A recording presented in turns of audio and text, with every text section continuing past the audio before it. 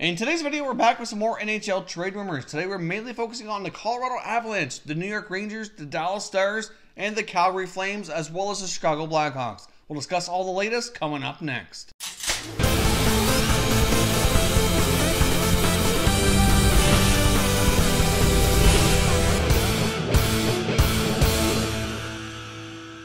Hey everyone, and welcome back to another video here at Top Shelf Hockey. If you're new to the channel, thanks for stopping by. We review and discuss all 31 NHL teams, so if you're a huge hockey fan, consider subscribing and clicking the bell so you don't miss anything. Today we're back with some more NHL trade rumors. Of course, there's not a lot of NHL news going on right now because of the NHL All-Star break, but there's still lots of NHL trade talk taking place as we're really not all that far from the NHL trade deadline. We're now inside 4 weeks to the deadline. There's all kinds of teams kind of jockeying for position, trying to get into the playoffs, as well as the contenders trying to, kind of bulk up here for a deeper playoff run. So there's lots of things going on every day when you check all the different sources I use for the trade rumors. There's new information pretty much almost daily here. So kind of buckle up here. There's going to be all kinds of talk as we head into the deadline over the next 3 to 4 weeks.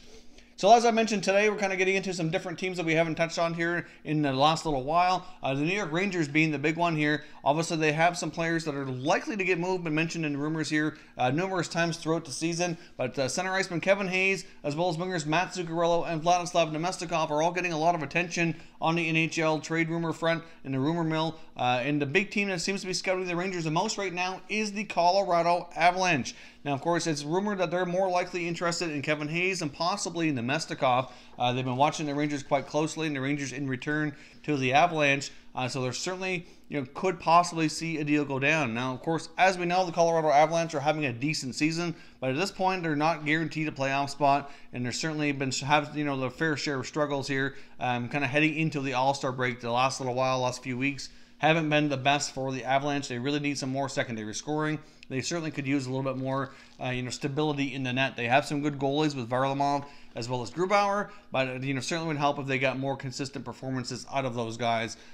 So we'll see what happens what the Avalanche try to do, but getting a number 2 center like Kevin Hayes, who could certainly solidify them down the middle. Not only would Kevin Hayes help their issue with secondary scoring, I think he's having a pretty solid year that way, but he's good on faceoffs. He's certainly good on the penalty kill, dangerous shorthanded, etc. So I do think he'd be a great fit with the Avalanche. I think Namestnikov could certainly provide an offensive boost as well. Now, right now for the Avalanche, as far as what they may be willing to part with to make some moves heading into the deadline, it's certainly believed that they might be looking to shop defenseman Nikita Zadorov. Obviously, the big 6'5" defenseman.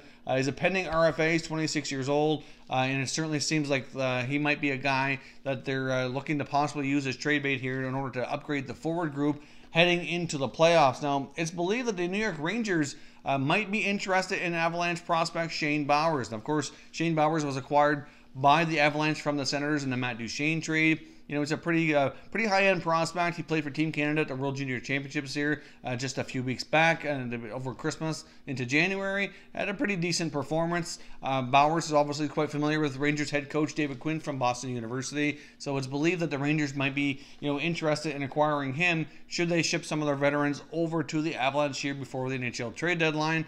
Now, of course, it's also believed that Joe Sakic and the Colorado Avalanche might be very reluctant to give up much of their prospect pool in order to make some upgrades here before the playoffs. So if that's the case, these two teams may have a difficult time striking a deal. However, I do think the Rangers forwards that are likely on the trading block would be a great fit with Colorado. And I do think if they had to move a guy like Bowers or Zadorov to make that happen, it might not be the worst thing in the world. They still have some other, pretty decent prospects, but at the same time, they're quite protective of their prospects. So we'll see how the Avalanche proceed, but there certainly seems to be a major connection going on here between the Avalanche as well as the New York Rangers. Now, of course, the Calgary Flames look like they might be interested in adding at the deadline. Of course, they're having a phenomenal year right now, leading the way in the Western Conference. Had a phenomenal first half of the season as we head into the All-Star break here. Calgary is certainly one of the top teams in the NHL for sure. Now, of course, it's believed that they might be looking to add some veteran presence in their bottom 6 or middle 6 forward group. So having somebody like a Matt Zuccarello from the New York Rangers or even possibly Chris Kunitz from the Chicago Blackhawks certainly seems like a possibility. It's not really quite known exactly what the Flames would want to part with. I don't think they'd want to really take a whole lot of anything off their roster. I can see them maybe using prospects or draft picks or something to that nature to maybe facilitate something like that. But certainly the Flames going as well as they are, they're not going to want to take much off the roster. They're certainly going to want to add to it. And I don't think getting, an older veteran forward like a Kunitz or a Zuccarello would certainly be all that expensive.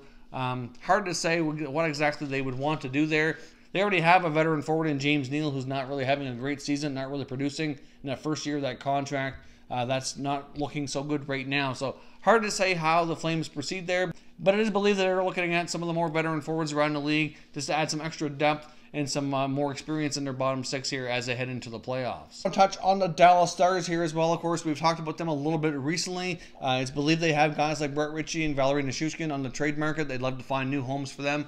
But another forward as well that likely is available for the right price is pending RFA forward Matthias Janmark. Janmark has another forward, doesn't quite realize his full potential. His injuries have certainly done him in over the years, a little bit slowed him down a little bit as well. But he's not having a great year in Dallas. Obviously, he needs a new contract heading into next season. So he's another guy with the Dallas Stars you could certainly add to that trade bait list as they desperately want to add to their secondary scoring woes as well. And of course, Dallas might not show as having a ton of salary cap space, but they do have some guys that are likely going to be eligible here to go on the LTIR to create some space between Hansel, perhaps Mark Mathot, or even Stephen Johns. I'm not sure what the likelihood of any of those guys being back are before the end of the year. They all got different stuff happening and going on, so I don't know what their long-term health prognosis is at the moment, but they certainly do have some flexibility with the long-term injury reserve to kind of free up some salary cap space in order to bring some players in if they want to make some upgrades here. Obviously, not too long ago, we saw some pretty harsh comments from CEO Jim Lites on Seguin and Ben, saying how they desperately, needed to provide better offense, better leadership, and really called them out here not that long ago. So I do believe the Dallas Stars are going to be quite active and try to make sure they get into the playoffs and see if they can make some noise. So we'll see what happens, but add Janmark to the list of players in Dallas that likely are available so they can attempt to upgrade their secondary scoring here as we head into the NHL trade deadline.